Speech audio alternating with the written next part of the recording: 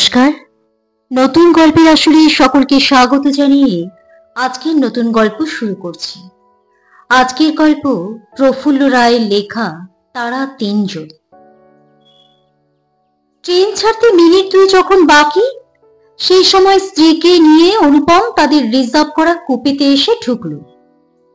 তাদের পেছনে একটা কুলির মাথা এবং হাতে প্রচুর লাগেজ, ঢাউস দুটো suitcase, basket, water bottle, holdall, এমনই নানান লটবহর।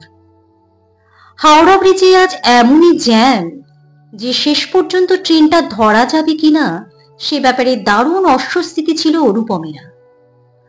অল্প স্বল্প লাগেজ হলে ট্যাক্সি ছেড়ে দিয়ে হেঁটেই তারা স্টেশনে চলে আসতে পারত, কিন্তু এত সুটকেস বয়ে নিয়ে আসা তো সম্ভব নয়। টেনশনে আর গরমে যখন তারা ট্যাক্সির ভেতর প্রায় সেদ্ধ হচ্ছে, হঠাৎ ঝড় ছেড়ে গিয়ে গাড়ি টাড়িগুলো চলতে শুরু করে দিল। জ্যাম না থাকলে তারা অনেক আগেই স্টেশনে এসে ধীরে সুস্থে ট্রেনে উঠতে পারত। এদিকে কুলি মালপত্র নামিয়ে তারা লাগায়, আর জলদি পয়সা দিজিয়ে अभी ट्रेन खोल देंगे। পকেট থেকে ব্যাগ বার করে দ্রুত ভাড়া মিটিয়ে দিল অনুপম। কুলিটা নেমে যাবার প্রায় সঙ্গে সঙ্গে ট্রেনটা ছেড়ে দিল। বিশাল এক সরীসৃপ ধীরে ধীরে প্ল্যাটফর্মকে পেছনে ফেলে এগিয়ে যেতে থাকে। ফার্স্ট ক্লাস কম্পার্টমেন্টের এই কুপেতে সব শুদ্ধ 4টে সিট। একদিকে দুজনের বসার ব্যবস্থা, আর মুখোমুখি অন্য দুজনের। রাতে শোবার জন্য উপরে অবশ্য বাঙ্ক আছে। অনুপম খুবই ব্যস্তবাগীশ মানুষ, এরই মধ্যে হোল্ডল খুলে গদি মোড়া আরামদায়ক সিটের ওপর নকশা করা চাদর বিছিয়ে প্রথমে স্ত্রীকে বসায়, তারপর সুটকেস, বাস্কেট সব সিটের তলায় গোছগাছ করে রেখে ওয়াটার বোতলটা হ্যাঙ্গারে ঝুলিয়ে রেখে নিজে বসে পড়ে। একটা সিগারেট ধরিয়ে বলে, আর একটু দেরি হলে ট্রেনটা ডেফিনেটলি মিস করতাম, কি বলো? জয়া মাথাটা একদিকে হেলিয়ে বলে, ঠিকই বলেছ। কলকাতায় আজকাল চলাফেরা করা ইম্পসিবল হয়ে গেছে। কোথাও যদি 4টে অ্যাপয়েন্টমেন্ট করা থাকে তো 12টায় বেরোতে হবে। তবু ইউ আর নট শিওর কি ঠিক 4টেতেই তুমি পৌঁছতে পারবে। সকাল থেকে শুধু জ্যাম জ্যাম আর জ্যাম, সিম্পলি ডিসগাস্টিং। যা বলেছ, ট্রেনটা আজ মিস করলে কি যে খারাপ লাগতো। কতদিন ধরে আশা করে আছি বম্বে, পুনে আর গোয়াটা একটু ঘুরে আসব। অনুপম একটা মাল্টিন্যাশনাল কোম্পানির মাঝারি মাপের এক্সিকিউটিভ। বছরে একবার করে সস্ত্রীক বেড়াবার জন্য সে ট্রাভেল অ্যালাউন্স পায়। অনুপমের বয়স 33 কি 34 হবে। ঝকঝকে চেহারা, কথাবার্তায় তুখোর। তবে সে একজন পাস কোর্সের বিয়ে, তাও একবারে পাশ করতে পারেনি, বার দুয়েক থেকে কোনো রকমে টাইট ওয়ে উঠছে গেছে। তার যা কোয়ালিফিকেশন তাতে কিন্তু ওই ধরনের একটা দামি চাকরি পাওয়া অভাবনীয়। সম্ভব হয়েছে শুধুমাত্র জয়ার বাবার কারণে। তিনি একজন নামকরা রাজনৈতিক নেতা, তাকে খুশি করতে পারলে ইন্ডাস্ট্রিয়ালিস্ট আর বিজনেসম্যানদের অনেক দিক থেকেই প্রচুর লাভ এবং সুবিধা। জয়ার বয়স 28 কি 29 হবে। দুর্দান্ত সুন্দরী নয়, কিন্তু চেহারাটায় চটকদার। আরামে এবং সুখে থাকার কারণে তার সর্বাঙ্গে আলাদা একটা পালিশ রয়েছে যা চোখকে টানে। ওদের একমাত্র ছেলে সোনা, বছর 5 বয়স। কোথাও বেড়াতে গেলে জয়া তাকে নিজের মায়ের কাছে রেখে আসে। মুখ থেকে আস্তে আস্তে সিগারেটের ধোঁয়া ছেড়ে অনুপম বলে, যাক, ট্রেনটা যে ধরতে পারা গেছে তাই যথেষ্ট। উফ বাবা, কি টেনশনটাই না গেল। জয়া কি একটু ভেবে এবার বলে, আসবার সময় না সোনাটা বড্ড কান্নাকাটি করছিল গো, ভীষণ মনটা খারাপ লাগছে। হ্যাঁ, নেক্সট ইয়ার থেকে ভাবছি ওকে নিয়েই বেরোবো।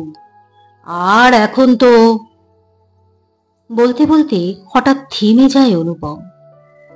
এতক্ষণ তাড়াহুড়ো এবং মালপত্র গোছগাছ করতে করতে সে লক্ষ্যই করেনি উল্টো দিকের সিটে আরো দুজন যাত্রী বসে আছে। তাদের মধ্যে একজন বৃদ্ধ শিখ ভদ্রলোক, দ্বিতীয় যাত্রীটি মহিলা, বয়স 30-এর নিচেই হবে, টান টান সতেজ চেহারা, তাকে তরুণী বলা যায়। তার দিকে চোখ পড়তেই থমকে গিয়েছিল অনুপম। মেয়েটি স্থির চোখে প্রায় পলকহীন অনুপমের দিকে তাকিয়ে আছে। খুব সম্ভব জয়াকে নিয়ে অনুপম যখন এই কূপেতে ঢোকে তখন থেকে ঠিক এভাবেই সে তাকে লক্ষ্য করছে। মেয়েটির কোলে একটা ইংরেজি ম্যাগাজিন খোলা। এই বম্বে মেলে 10 বছর পর হঠাৎ ভারতীর সঙ্গে যে এভাবে দেখা হয়ে যাবে অনুপম সেটা ভাবতেই পারেনি। ভয়ানক নার্ভাস বোধ করতে থাকে অনুপম। প্রচন্ড স্নায়বিক চাপে মনে হয় মাথার ভেতরটা চুরমার হয়ে যাচ্ছে। বিনবিন করে ঘাম বেরিয়ে এসে তার জামা ভিজিয়ে দেয়। হাত এতটা কাঁপছে যে আঙ্গুলের ফাঁক দিয়ে সিগারেটটা নিচে পড়ে যায়। কূপেতে ঢুকে যদি ভারতীকে সে দেখতে পেত তবে কোনো একটা অছিলা খাড়া করে তক্ষুনি নেমে যেত, কিন্তু চলন্ত ট্রেন থেকে এই মুহূর্তে নামার তো কোনো উপায় নেই। কূপের ভেতর সে যেন একটা মারাত্মক মারণ ফাঁদে আটকে গেছে। ভারতী তাকিয়েই আছে। অনুপমের মনে হচ্ছে নিষ্ঠুর এক জাদুকরী তাকে দ্রুত সম্মোহিত করে একটা অন্ধকার সুড়ঙ্গে টেনে নিয়ে যাচ্ছে, যেখান থেকে তার আর বেরুবার কোনো পথ নেই। প্রায় 36 ঘন্টা এক কূপেতে ভারতীর সঙ্গে কাটাতে হবে, এটা ভাবতেই অনুপমের দম বন্ধ হয়ে আসছে। জয়ার সঙ্গে না থাকলে এতটা দুশ্চিন্তা ছিল না। দরকার মতন সে ভারতীর পায়ে ধরে ক্ষমা চেয়ে নিত, কিন্তু জয়ার সামনে তো আর সেটা করা যায় না। জয়া স্বামীর প্রতিক্রিয়া আবছাভাবে লক্ষ্য করছিল। সে বলে, কি হলো, চুপ করে গেলে যে? চমকে উঠে কিছু বলতে যাচ্ছিল অনুপম, কিন্তু তার আগেই আচমকা ওধার থেকে ভারতী বলে ওঠে, আমাকে চিনতে পারছো অনুপম? তার কণ্ঠস্বর ঈষৎ ভারী এবং ব্যক্তিত্ব সম্পন্ন। হৃৎপিণ্ডের ধকধকানি হঠাৎ কয়েক গুণ বেড়ে যায় অনুপমের। নির্জীব গলায় সে বলে, না মানে আমি ঠিক। কথাটা শেষ না করে সে থেমে যায়। ও, চিনতে পারছো না, এই তো? ভারতী অনুপমের দিক থেকে চোখ না সরিয়েই বলতে থাকে, অনেকদিন পর যারা আমাকে দেখেছে তারা বলে আমার চেহারা নাকি একটুও বদলায়নি। স্ট্রেঞ্জ, তোমার স্মৃতিশক্তি এত দুর্বল হয়ে গেছে? অনুপমের ভয়টা অনেকখানি বেড়ে যায়। কিছু বলতে চেষ্টা করে সে, কিন্তু গলায় স্বর ফোটে না তার। ভারতী এবার বলে, চিনতে যখন এত অসুবিধে তাহলে তো পরিচয়টা আমাকেই দিতে হচ্ছে। আমি কিশোরপুরের ভারতী। আশা করি এবার চিনতে পারবে। কি? তার বলার ভঙ্গিতে চাপা বিদ্রুপ মেশানো। অনুপম ভাবে হয় তাকে স্বীকার করে নিতে হবে, নইলে প্রবলভাবে অস্বীকার করতে হবে। মাঝামাঝি বলে কিছু নেই। সে যদি মিনমিনে গলায় জানায় যে সে চেনে না, তাহলে জয়া তাকে সন্দেহ করবে, আর অস্বীকার করলেই যে সে পার পেয়ে যাবে তেমন সম্ভাবনা নেই। ভারতী কি তাকে সহজে ছেড়ে দেবে? অতএব অনুপম মনস্থির করে ফেলে, একরকম মরিয়া হয়েই বলে, আরে তুমি, অনেক বছর পর দেখা তো, তাই আর কি। ভারতী অদ্ভুত একটা হাসি হেসে বলে, শেষ পর্যন্ত যে চিনতে পারলে তাতে খুশি হলাম। জয়ার দিকে আঙ্গুল বাড়িয়ে বলে, তোমার স্ত্রী নিশ্চয়ই? অনুপম টের পায় কপালের দুপাশে রগ দুটো সমানে দপদপ করছে।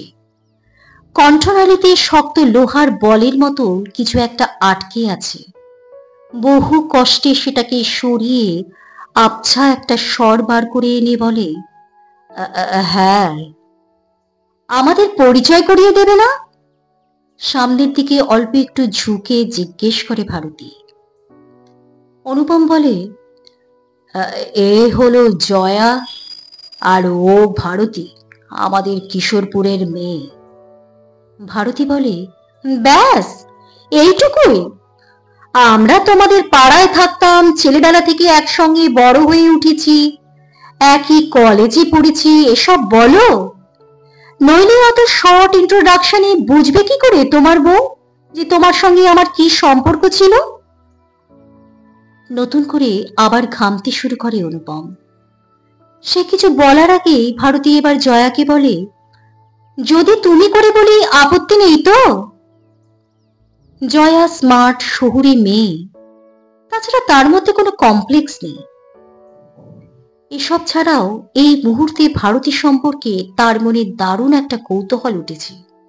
সে বলল, না না, একেবারেই না, আমারও এসব আপনি আগে কিছু ভালো লাগে না।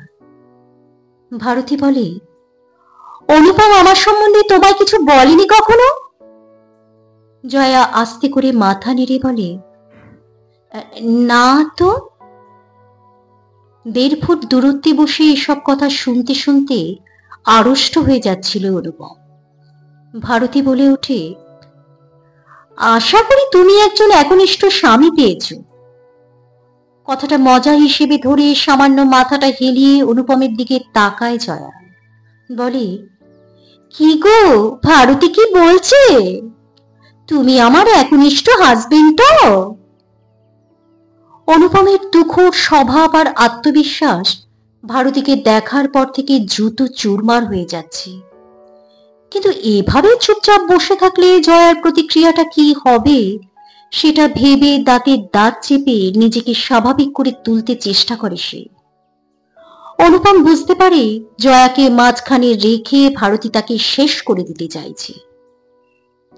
এই অদৃশ্য যুদ্ধটা তো তাকে জিততেই হবে, আর সেই জন্য দরকার ধৈর্য এবং সূক্ষ্ম রণকৌশল, নইলে তার ভবিষ্যৎ একেবারে শেষ হয়ে যাবে।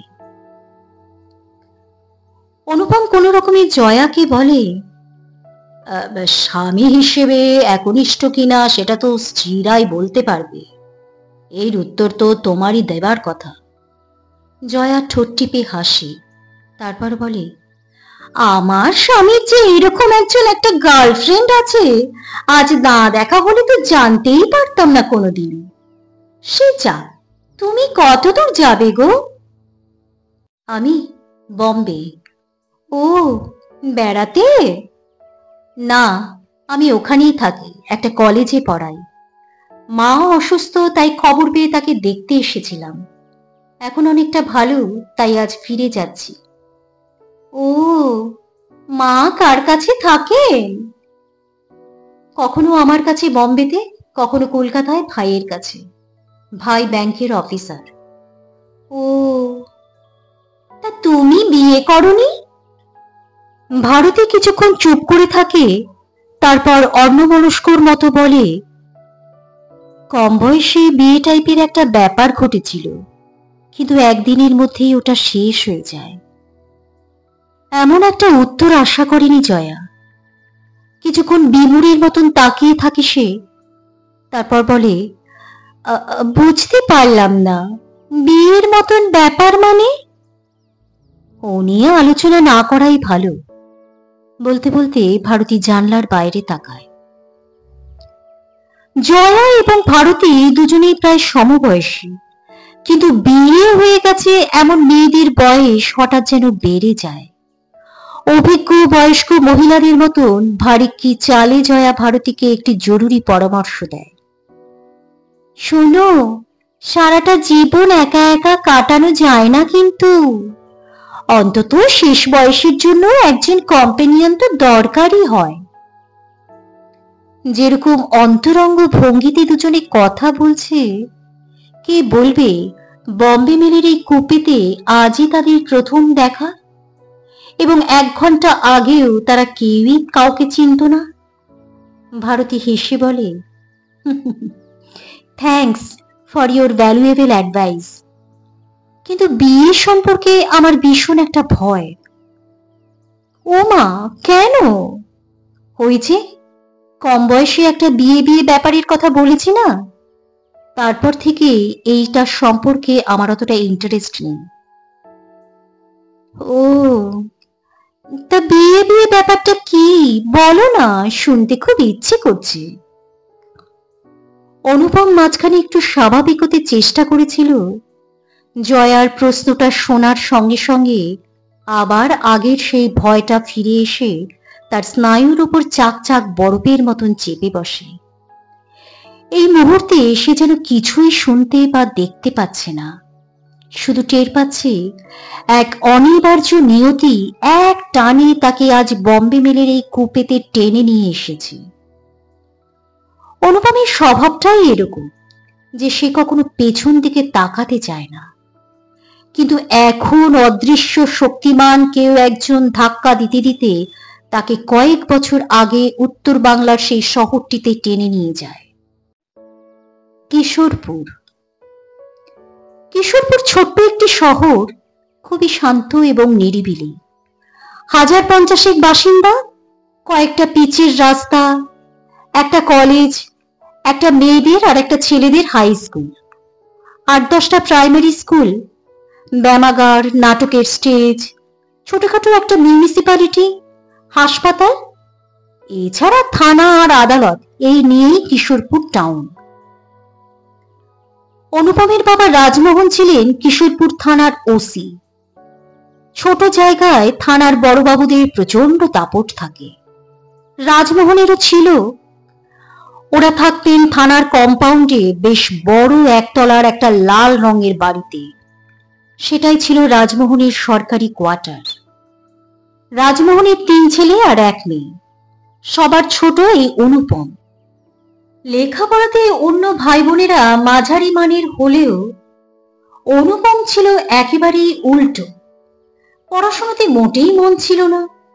প্রত্যেক বছর হেডমাস্টারকে ধরাধরি করে রাজমোহন তার প্রমোশনের ব্যবস্থা করতেন। ফুটবল, সাঁতার, ক্লাব, নাটক, এইসব দিকেই ছিল তার প্রচন্ড ঝোঁক। এদিকে ৭১-এ ওপার বাংলার মানুষ যখন স্বাধীনতার জন্য মরণপণ লড়াই করছে, সেই সময় যখন ১ কোটি শরণার্থী সীমান্ত পেরিয়ে পশ্চিম বাংলায় চলে এসেছিল, তাদের মধ্যেই ছিল ভারতীরা। তার বাবা হরনাথ ফরিদপুর আদালতে মুহুরিগিরি করতেন। এপারে এসে এখানে ওখানে ঘুরতে ঘুরতে শেষ পর্যন্ত ওরা এসে ঠেকেছিলেন এই কিশোরপুরে। একটা কাজের আশায় একে তাকে ধরে যখন কিছুই হচ্ছিল না, তখন রাজমোহন এখানকার কোর্টে এক পয়সাওয়ালা মোক্তারের কাছে মুহুরির কাজ জুটিয়ে দিয়েছিলেন হরনাথকে। তখন ভারতীর বয়স ছিল ১০ আর তার ভাই মানসের ছিল ৮। এই কাজটাই হরনাথকে বাঁচিয়ে দিয়েছিল, নইলে ছেলে মেয়ে নিয়ে তাকে না খেতে পেয়ে মরতে হতো। আর এই জন্য রাজমোহনের কাছে সপরিবারে তাদের কৃতজ্ঞতার শেষ ছিল না। এদিকে কাজ পাওয়ার পর কিশোরপুর থানার কাছাকাছি একটা ছোট টিনের বাড়ি ভাড়া করে নিয়েছিল হরনাথ। ছেলে মেয়েকে ওখানকার স্কুলে ভর্তি করে দিয়েছিলেন। ভারতী এবং মানস দুজনেই লেখাপড়ায় দারুণ ভালো ছিল। মানস ছেলেবেলা থেকে একটু মুখচোরা, লাজুক, কিন্তু ভারতী ভীষণ স্মার্ট। কম বয়স থেকেই তার মধ্যে কোনো আড়ষ্টতা ছিল না। তাছাড়া অভিনয়, আবৃত্তি, গানেও চৌখস ছিল সে। কিশোরপুর ছোট জায়গা, ৩-৪ বছরের মধ্যেই ভারতীর সুনাম চারিদিকে ছড়িয়ে পড়েছিল। পূর্ব বাংলার গেয় ভাবটা তার মধ্যে আর ছিল না। এদিকে স্বাভাবিক নিয়মে যৌবনে পৌঁছে গিয়েছিল অনুপম। তাকে দেখতে ভালো, কথাবার্তা চমৎকার। বার ২ ফেল করার পর হায়ার সেকেন্ডারির গণ্ডি কোনো রকমে পেরিয়ে তখন সে কলেজে ভর্তি হয়েছে। খেলাধুলো, নাটক ইত্যাদি ব্যাপারগুলো তো ছিলই, এবার তার নজর এসে পড়েছিল মেয়েদের দিকে। মিষ্টি মিষ্টি কথা বলে মুগ্ধ করার দুর্দান্ত ক্ষমতা ছিল অনুপমের, আর ম্যাজিশিয়ানের মতন মেয়েদের সে টানতে পারত, আর মেয়েরাও প্রায় আচ্ছন্নের মতন ছুটে যেত তার দিকে। ঠিক সেই সময় ভারতী অনুপমের ২০ বছরের টকবগের হৃৎপিণ্ডে হঠাৎ যেন ঝড় বইয়ে দেয়। ভারতীকে এতকাল অন্যমনস্কর মতোই দেখে এসেছে সে, তার দিকে ভালো করে তাকাবার মতন যেন কিছুই খুঁজে পায়নি অনুপম। কিন্তু পূর্ব পাকিস্তানের এই গেয় মেয়েটা কখন যে তার অজান্তে এক অলৌকিক পরী হয়ে উঠেছে অনুপম সেটা লক্ষ্যই করেনি। আর এটা আবিষ্কার করার সঙ্গে সঙ্গে তার মনে হয়েছিল ভারতী ছাড়া পৃথিবীতে কাম্য বস্তু আর কিছুই নেই। আর তখন থেকেই সকাল বিকাল যখন তখন অনুপম ভারতীদের বাড়ি যেতে শুরু করল। অনুপম সম্পর্কে অনেক গুঞ্জন অজস্র দুর্নাম কানে এসেছে ভারতীর, কিন্তু তার মধ্যে এমন একটা ম্যাজিক ছিল যাতে প্রায় ভেসেই গিয়েছিল ভারতী। বাবা মার দিক থেকেও দুজনের মেলামেশায় কিছুটা প্রশ্রয় ছিল, কিংবা যে রাজমোহন হরনাথকে কাজ জুটিয়ে দিয়ে তাদের প্রাণে বাঁচিয়েছিলেন তার ছেলেকে বাধা দেবার শক্তি হয়তো হরনাথের ছিল না। এরপর ঘোরের ভেতর 2-2.5টা বছর কেটে গেছে। ততদিনে হায়ার সেকেন্ডারি পাশ করে কলেজে ভর্তি হয়েছে ভারতী। বিএ ফার্স্ট ইয়ার, ইংরেজিতে অনার্স ছিল তার। আর পাস কোর্সে বার 2 ফেল করে কলেজেই রয়ে গেছে অনুপম। অনুপম কলেজে তেমন ক্লাস করতো না, কিন্তু ওই ব্যাপারটাতে একেবারেই ফাঁকি ছিল না ভারতীর। ক্লাসটা যেমন সে নিয়মিত করত, বাড়িতেও তেমনি সে নিয়মিতই পড়াশুনো করত, কিন্তু বাকি সময়টা উদ্ভ্রান্তের মতন অনুপমের সঙ্গে ঘুরে বেড়াত। কখনো হয়তো চলে যেত কাছাকাছি নদীর ধারে, কখনো বা 10 মাইল দূরে শিলিগুড়ি টাউনে সিনেমা দেখতে। তা কিশোরপুর তো আর কলকাতা নয় যে কারুর খবর কেউ রাখবে না। এখানে 50,000 মানুষের 1 লাখ চোখ সর্বক্ষণ অনুপম আর ভারতীদের দিকেই তাকিয়ে আছে। চায়ের দোকানে, রাস্তার মোড়ে, নানা বাড়ির বৈঠকখানায় এই নিয়ে মুখরোচক গুলতানি চলত। শেষ পর্যন্ত ব্যাপারটা এমন বাড়াবাড়ি পর্যায়ে পৌঁছে গেল যে একদিন অনেক রাতে সমস্ত শহর ঘুমিয়ে পড়লে রাজমোহন ভারতীদের বাড়ি আসেন এবং হরনাথকে জানিয়ে দিয়ে যান তিনি হরনাথের শুভাকাঙ্ক্ষী ঠিকই, কিন্তু তাই বলে একটি মুহুরীর মেয়েকে তিনি কখনোই পুত্রবধূ করে ঘরে তুলবেন না। ভারতীকে যেন সামলানোর চেষ্টা করে হরনাথ। রাজমোহন বুঝিয়ে দিয়ে গিয়েছেন তারা সামাজিক দিক থেকে আলাদা স্তরের মানুষ। উঁচু লেভেলে দাঁড়িয়ে তিনি হরনাথকে করুণা করতে পারেন, কিন্তু কোনোভাবেই তাদেরকে নিজের লেভেলে নিয়ে এসে তুলবেন না। রাজমোহন চলে যাবার পর মেয়েকে অনেক বুঝিয়েছেন হরনাথ, কিন্তু ভারতী তখন এতই আচ্ছন্ন যে বাবার কথা তার কানে ঢোকেনি। এরপর আরো 2-3 বার এসেছে রাজমোহন, কড়া ভঙ্গিতে জানিয়ে দিয়েছেন ভারতী যা করে চলছে তার পরিণাম ভালো হবে না। প্রথম রাজমোহন হরনাথের সঙ্গে কথা বলে যেতে, প্রচন্ড দাপট সত্ত্বেও শালীনতা বোধ ছিল তার। তিনি হরনাথদের ক্ষতি করতে চাননি কখনো। যা অভিযোগ সব হরনাথকে জানিয়ে যাচ্ছিলেন। শেষ পর্যন্ত একদিন এসে সোজাসুজি ভারতীকে শাসিয়েছিলেন, বলেছিলেন সে যদি অনুপমের সঙ্গে মেলামেশা বন্ধ না করে তবে এই শহর থেকে তাদেরকে চলে যেতে বাধ্য করা হবে। পরের দিন অনুপমকে তার বাবার শাসানির কথা জানাতেই সে বলেছিল, ভেবো না, কালকের মধ্যেই এমন একটা ব্যাপার করব যে বাবা আর কোনোদিন তোমাদের শাসাতে যাবে না। ভয়ে ভয়ে ভারতী জিজ্ঞেস করেছিল, কি করতে চাইছো? ও কালই জানতে পারবে। পরদিন এমন এক কাণ্ড অনুপম করেছিল তা যেমন দুঃসাহসিক ছিল তেমনই ছিল বিপজ্জনক। ভারতীকে নিয়ে সোজা শিলিগুড়ির এক কালী মন্দিরে চলে গিয়েছিল সে। সেখানে তার কপালে এবং সিঁথিতে সিঁদুর দিয়ে বলেছিল, মা কালী উইটনেস রইল, এখন থেকে আমরা হাজবেন্ড ওয়াইফ, বুঝেছো? আজ সারাদিন তুমি আর আমি যেখানে ইচ্ছে ঘুরবো, তারপর রাতটা একটা হোটেলে কাটিয়ে কাল মা বাবার কাছে গিয়ে বলবো আমরা বিয়ে করেছি। সমস্ত ব্যাপারটার মধ্যে এমন একটা ঝুঁকি, অনিশ্চয়তা আর উদ্বেগ জড়িয়েছিল যে একেবারে দিশেহারা হয়ে পড়েছে ভারতী। তবু এর মধ্যে তীব্র নেশার মতন একটা কিছু ছিল। ভারতীর মনে হয়েছে অনুপমের কথা মতন একটা রাত হোটেলে কাটিয়ে পরদিন কিশোরপুরে ফিরে গেলে রাজমোহন এই বিয়ে নিশ্চয়ই মেনে নেবে। কোনো না কোনো ভাবেই তাকে অস্বীকার করতে পারবেন না।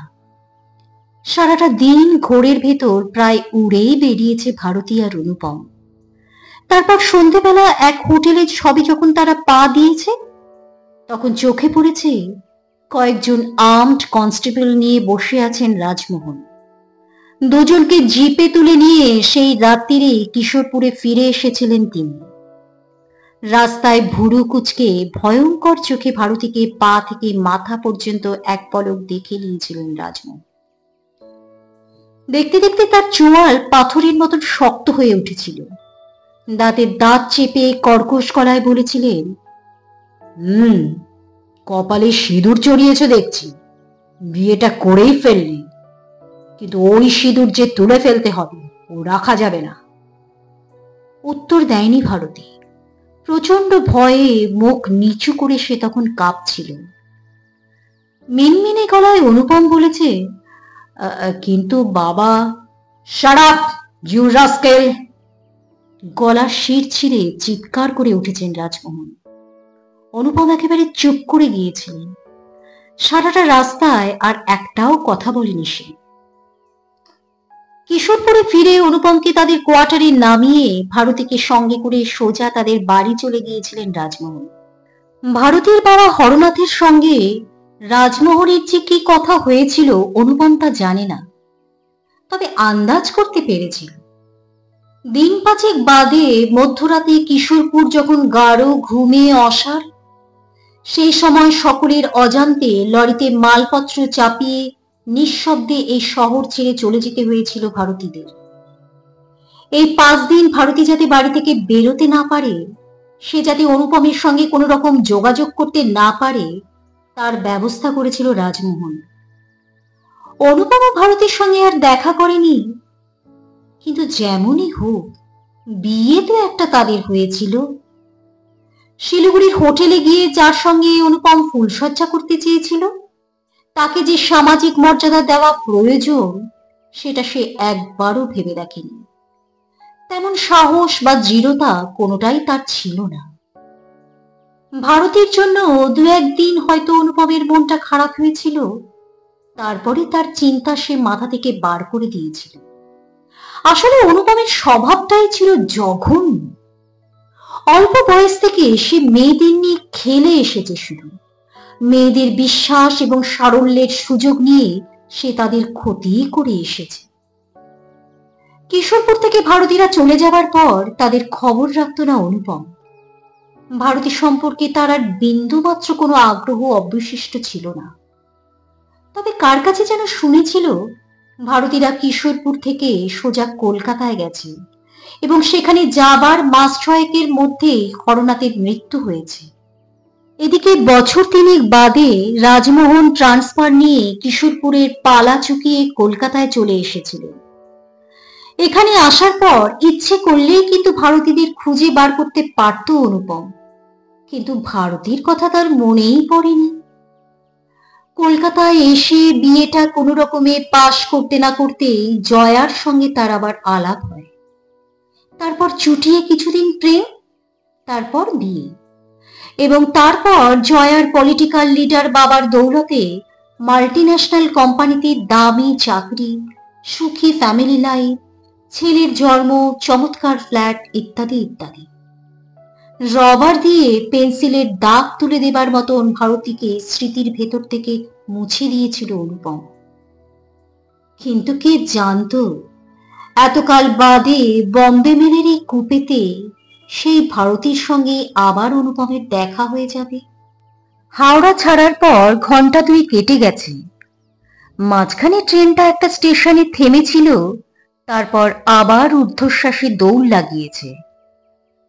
এরই মধ্যে বয়স্ক শিখ সহযাত্রীটি রাতের খাওয়া চুকিয়ে ওপরের বাঙ্কে বিছানা পেতে শুয়ে পড়েছেন, কিন্তু নিচে ভারতী আর জয়া সমানে কথা বলে যাচ্ছে। পরস্পরের সম্পর্কে দুজনেরই তীব্র কৌতূহল। বাল্য বান্ধবীর সঙ্গে স্বামীর সম্পর্ক ঠিক কতটা গভীর ছিল সেটা যেন বুঝে নিতে চায় জয়া। আর অনুপমের মতন মানুষের সঙ্গে জয়ার দাম্পত্য জীবনটা ঠিক কিরকম কাটছে সেটা হয়তো জানতে চাইছে ভারতী। এরই মধ্যে জয়া বলছে, বিয়ের মতন ব্যাপারটা কিন্তু এখনো তুমি বলনি। ভারতী বলে, কি হবে ওসব শুনে? ধরো সিম্পল কিউরিওসিটি। চোখের কোণ দিয়ে অনুপমকে লক্ষ্য করে ভারতী। অনুপম একেবারে কাঠের মূর্তি হয়ে গেছে। করুণাই হয় ভারতীর। এতদিন বাদে ফুটন্ত রাগ, ক্ষোভ আর প্রতিহিংসার ইচ্ছা অনেকখানি জুড়িয়ে এসেছে। ভারতী নিরাসক্ত ভঙ্গিতে বলে, খুবই মামুলি ঘটনা। তুমি নিশ্চয়ই জানো আমাদের সোসাইটিতে পাজি বদ ছেলের অভাব নেই। এদের অনেকেই মেয়েদের সরলতার সুযোগ নিয়ে কোনো মন্দিরে টন্দিরে তাদেরকে নিয়ে গিয়ে গলায় মালা পরিয়ে কপালে সিঁদুর দিয়ে বলে, এই আমাদের বিয়ে হয়ে গেল। তারপর একদিন চরম বিশ্বাসঘাতকতাটি করে বসে। ধরে নাও সেরকমই একটা ইনসিডেন্ট আমার জীবনেও ঘটেছিল। কিন্তু ছেলেটা কে সেটা তো বলো। হঠাৎ একটু মজা করার ইচ্ছে হয় ভারতীর। সে স্থির চোখে জয়ার দিকে তাকিয়ে বলে, ওটা জানতেই হবে? জয়া বলে ওঠে, বলোই না। ভারতী ঠোঁট টিপে কিছু একটা ভেবে নিয়ে তারপর বলে, ঠিক আছে বলবো, তবে এখন নয়। বম্বেতে নিশ্চয়ই তোমরা 2-4 দিন থাকছো। একদিন আমার হস্টেলে এসো, তখন বলবো। জয়া কিছু একটা উত্তর দিতে যাচ্ছিল, কিন্তু তার আগেই অনুপম ব্যস্তভাবে বলে ওঠে, না না, আমরা বম্বেতে নেমেই সোজা গোয়া চলে যাব। ফেরার পথে হয়তো 1-8 দিন থাকতেও পারি। অনুপমের মনোভাব বুঝতে অসুবিধে হয় না ভারতী। কোন রকমে এই কূপের ভেতর চোখ কান বুঝে 36টা ঘন্টা কাটিয়ে দিতে পারলে সে যেন বেঁচে যায়। বম্বেতে নামার পর ভারতীর ধারে কাছে আর ঘেঁষার ইচ্ছে নেই অনুপমের। ভারতী চোখ সামান্য ছোট করে অনুপমকে দেখতে থাকে, ঠিক যেন একটা ফাঁদে পড়া জন্তুর মতন মনে হচ্ছে তাকে। এদিকে জয়া বেশ অবাক হয়ে অনুপমের দিকে মুখ ফিরিয়ে বলে, সে কি, আমরা তো প্রোগ্রাম করে রেখেছি আগে বম্বে দেখে তারপর গোয়া যাব। অনুপম ক্ষীণ গলায় বলে, না, ভেবে দেখলাম আগে গোয়া চলে যাওয়াটাই ভালো। আসলে অনুপমের ইচ্ছে, একবার গোয়া যেতে পারলে ওখান থেকে সে আর বম্বে ফিরবে না। কোনো একটা অচিলায় ত্রিবান্ধম কিংবা ব্যাঙ্গালোরে চলে যাবে, তারপর সেখান থেকে সোজা কলকাতা। ভারতী তখনই সায় দিয়ে বলে, হ্যাঁ সেটা মন্দ হয় না। আগে গোয়া টোয়াগুলো দেখে এসো, তারপর বোম্বে হয়ে কলকাতা একবারে ফিরে যাবে। বম্বেতে এসে কিন্তু আমার সাথে দেখা করো। ভারতী বলল বটে, তবু সে নিশ্চিতভাবেই জানে যে এই ট্রেন থেকে একবার চোখের আড়ালে হতে পারলেই জীবনে আর কখনো অনুপমের সঙ্গে তার দেখা হবে না। এদিকে শ্বাস টানার মতন আওয়াজ করে অনুপম বলল, হ্যাঁ নিশ্চয়ই নিশ্চয়ই। এদিকে খাওয়া দাওয়ার পর এবার এলো শোয়ার পালা। নিচের দুটো বার্থে বিছানা পেতে শুয়ে পড়ে ভারতী আর জয়া, আর জয়ার ঠিক ওপরের বার্থে শয় অনুপম। জয়া এমনিতে ভীষণই ঘুম কাতরে, কিন্তু আজ তার ঘুম নেই, সে জেগেই থাকে এবং ভারতীর সঙ্গে এলোমেলো নানান গল্প করে যায়। আর ওদিকে ওপরের বার্থে কাত হয়ে দম বন্ধ করে কান খাড়া করে প্রায় পলকহীন ভাবে তাকিয়ে থাকে অনুপম। কখন কোন কথায় ভারতী বিস্ফোরণ ঘটিয়ে দেবে কে জানে। এভাবে একটা রাত কেটে যায়, তবে এখনো পুরো 24টা ঘন্টা রয়েছে। পরদিনও অনুপমের সমান উত্তেজনার মধ্যে দিয়েই কাটে। তবে জয়া আর ভারতী অবশ্য গল্প করেই কাটায়, আর তীব্র উৎকণ্ঠা নিয়ে রুদ্ধশ্বাসে শুনে যায় অনুপম। এভাবে আরো একটা আস্ত দিন এবং আরো একটি রাত কেটে যায়। পরদিন ভোরে দাদার স্টেশনে ট্রেন থামলে তিনজনেই নেমে পড়ে। অনুপম ঠিক করে রেখেছে একবেলার জন্য একটা হোটেলে উঠে সোজা গোয়া যাওয়ার ব্যবস্থা করে ফেলবে। জয়া কিন্তু কথাটা ভোলেনি, সে আবার বলে ওঠে, এই ভারতী, কার সঙ্গে তোমার বিয়ে বিয়ে খেলাটা হয়েছিল বলো? দ্রুত কিছু একটা ভেবে নেয় ভারতী, তারপর ধীরে ধীরে বলে, তোমরা তো গোয়া থেকে ফিরে আমার ওখানে আসছোই, তখন না হয় শোনো। এ কথা বলে চোখের কোণ দিয়ে অনুপমকে লক্ষ্য করতে থাকে সে। অনুপম সাঁতার না জানা মানুষের মতন অগাধ জলে ডুবে যাচ্ছিল যেন। একটু পরে দুই কুলির মাথায় মালপত্র চাপিয়ে ওরা স্টেশনের বাইরে ট্যাক্সি স্ট্যান্ডের কাছে চলে আসে। ভারতীয় এখান থেকেই ট্যাক্সি ধরবে। কুলি এবং জয়াকে অপেক্ষা করতে বলে ট্যাক্সি ধরতে ছোটে অনুপম। এখানে লাইন দিয়ে ট্যাক্সি ধরতে হয়, তাই স্ট্যান্ডে এসে অনুপমের ঠিক পেছনেই দাঁড়ায় ভারতী। অনুপমের শির দ্বারা বেঁকে দুমড়ে যায় যেন। নিচু গলায় প্রায় হাত জোর করে বলে, তোমার সঙ্গে আমি বিশ্বাসঘাতকতা করেছি ভারতী, আমাকে ক্ষমা করে দিও। ইচ্ছে করলে তুমি আমার জীবনটা নষ্ট করে দিতে পারতে, কিন্তু করনি। তোমাকে যে কি বলে কৃতজ্ঞতা জানাই। হাত তুলে অনুপমকে থামিয়ে দেয় ভারতী। তোমার কৃতজ্ঞতার দরকার নেই আমার। তোমাকে শেষ করে দেবার মতো অস্ত্রটা আমার হাতেই রয়ে গেল, কিন্তু ওটাকে কাজে লাগাতে হলে তো তোমার স্তরে আমাকে নামতে হবে, আর এত নিচে নামার রুচি আমার নেই অনুপম। তোমার সঙ্গে আর যেন আমার কখনো দেখা না হয়। নমস্কার, আজকের গল্প এখানেই শেষ হলো। গল্পটি যদি ভালো লেগে থাকে, প্লিজ একটি লাইক করে চ্যানেলটিকে সাবস্ক্রাইব করে পাশে থাকবেন। ধন্যবাদ।